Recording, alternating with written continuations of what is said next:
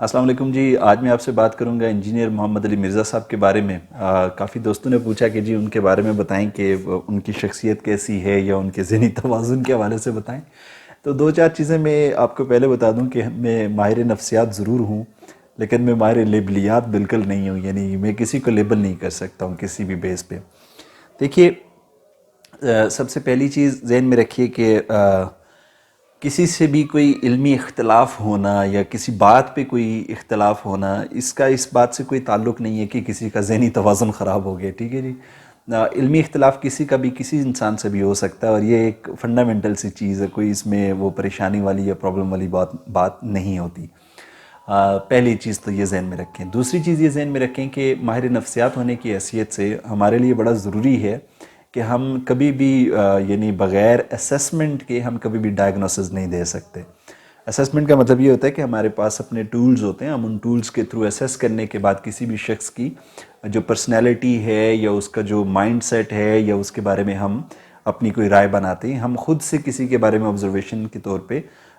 کوشش ہوتی ہے کہ نہ ہی کسی کے بارے میں کوئی رائے دی جائے۔ تیسری چیز یاد رکھیے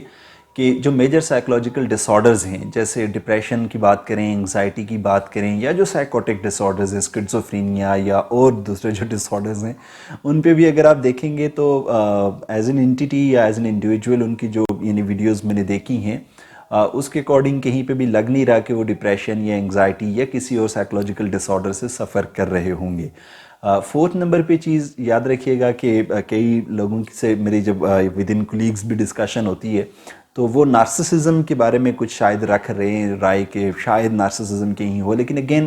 وہ جب تک آپ اس کا پراپر یعنی اسیسمنٹ نہیں کر پاتے، یو کانٹ سے کہ وہ نارسسسٹک پرسنالٹی ہیں یا نہیں ہے، یہ آپ کہہ نہیں سکتے۔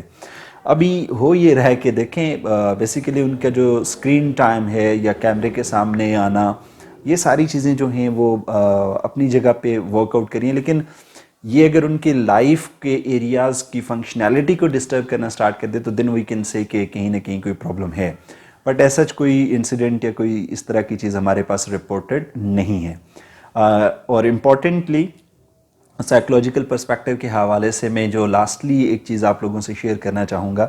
اب دیکھیے ہر انسان کے اندر یہ خواہش موجود ہوتی ہے، اور یہ انکانشیس میں ہمارے یہاں موجود ہوتی ہے کہ ہی should be known to the society, یا دو چار لوگ اس کو جانتے ہوں۔ تو اب یہ خواہش کس حد تک یعنی ضرورت بھی ہے اور کس حد تک یہ بیماری ہے، اس میں ذرا ڈفرینشیٹ کرنا بڑا ضروری میں سمجھتا ہوں یہاں پہ۔ یاد رکھیے گا ضرورت اور چیز ہے، یعنی میں یہ چاہتا ہوں کہ I should be having certain social friends, چاہے وہ سوشل میڈیا کے میرے فالوورز ہوں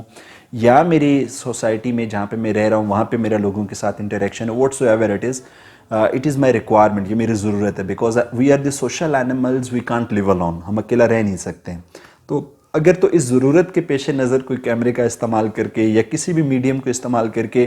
اپنے سوشل میڈیا پہ فالوورز بنا رہا ہے یا سوسائٹی میں پریکٹیکلی فزیکلی فالوورز بنا رہا ہے تو اٹ از فائن انف۔ اب یہ بیماری کب بنے گا؟ یہ بیماری اس وقت بنے گا کہ جب ایسا انسان جو ہے وہ بالکل اپنی ساری کی ساری زندگی بس محض کیمرے کے سامنے گزارنا چاہے اور